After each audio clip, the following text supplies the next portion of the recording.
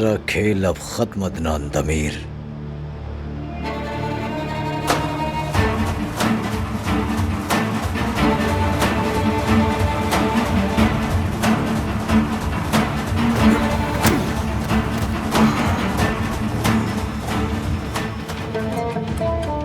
भतीजे, ऐसा मत करो। समरुद्ध ने इस बार क्या बताया? नाटक मत करो मेरे सामने। नियाजी ने मुझे सब कुछ बता दिया है। उसने जो कुछ तुमसे कहा वो झूठ है। तुम्हारे सामने कोई छोटा बच्चा नहीं खड़ा। भतीजे,